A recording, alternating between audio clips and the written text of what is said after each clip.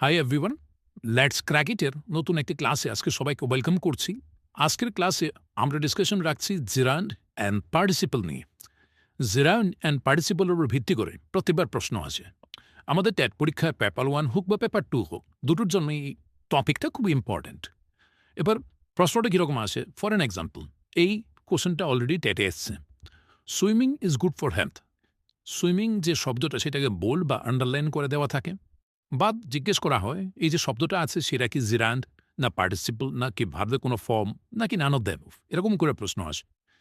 তো অনেক জায়গায় আমরা দ্বিধায় পড়ে যাই যে আইএনজি যুক্ত শব্দ আছে, তো এটা কি কন্টিনিউয়াস টেন্সে আছে নাকি পার্টিসিপলে আছে নাকি জিরান্ড আছে নাকি অন্য কিছু আছে, তো আমরা কনফিউজড।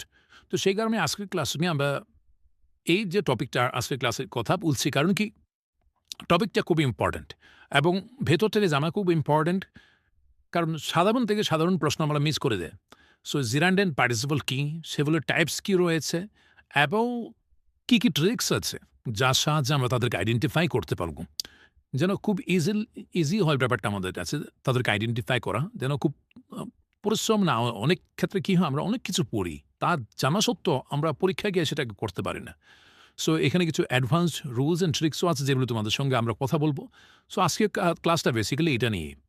তো তোমাদের সবাইকেই বলবো বলে স্টে টিউনড, কারণ প্রত্যেকটা ক্লাস আমাদের খুব ইম্পর্ট্যান্ট এবং quality is the priority of let's crack it. So প্রথমত আমরা জানি যে জিরান্ড কি। জিরান্ড হলো এমন একটি ভার্বের আইএনজি ফর্ম যা নাউনের মতো কাজ করে। প্রথমত আমাদেরকে বুঝতে হবে জিরান্ড কি। জিরান্ড হচ্ছে ভার্বের আইএনজি ফর্ম। ভার্বের আইএনজি ফর্ম কথার অর্থ কি? যেমন ধরো প্লে এর সঙ্গে আইএনজি লাগানো হলে কি হয়ে যায়, প্লে ইং হয়ে যায়, ঠিক না? প্লে এর সঙ্গে আইএনজি যখন আমরা অ্যাড করলাম তখন হয়ে গেল প্লেইং। এটা কি বলা হয় ভার্বের আইএনজি ফর্ম। এবার জিরান্ডের একটা শর্ত আছে যে জিরান্ড নাউনের মতো কাজ করতে হবে। নাউন মানে কি? নাউন মানে হচ্ছে আমাদের সেন্টেন্স এমন এমন কিছু শব্দ আছে যারা নামজাতীয় শব্দ, যারা নাউনের কাজই তো হচ্ছে নাউন মানে কি, নাউন হচ্ছে নামজাতীয় শব্দ, যারা নাউনের মতো কাজ করবে তারা সেটাই করবে, ঠিক না? এবার এর মধ্যে আরও কিছু ক্রাইটেরিয়া রয়েছে। ক্রাইটেরিয়া কি? এটি সাধারণত সাবজেক্ট, অবজেক্ট অথবা কমপ্লিমেন্ট হিসেবে ব্যবহৃত হয়।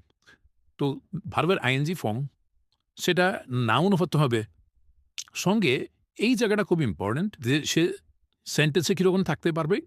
সে জিরান্ড যেটা রয়েছে সেটা ইদার সাবজেক্ট হিসেবে কাজ করবে, না হলে অবজেক্ট হিসেবে কাজ করবে, আর না হলে কমপ্লিমেন্ট হিসেবে কাজ করবে। এবার এগুলোর মানে কি?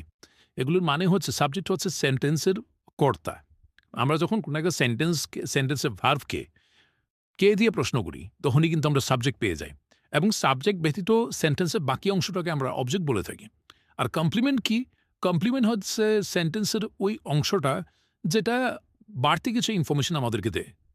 যেমন কোনো একজন ব্যক্তি সম্পর্কে যখন আমরা কথা বলি, সেই ব্যক্তি সম্পর্কে যখন এক্সট্রা কোনো ফ্রেজ অ্যাড করা হয় সেন্টেন্সে, তখন তাদেরকে আমরা বলি সাবজেক্ট কমপ্লিমেন্ট। যেমন রাম, হ্যাঁ, রাম সম্পর্কে যখন আমরা কথা বলছি রাম, এবার রাম ধরো আমি তোমাদেরকে দেখাচ্ছি, রাম লিখলাম, দেখবে এটা সাবজেক্ট ভার্ব কনকর্ড অনেক সময় হয়, রাম।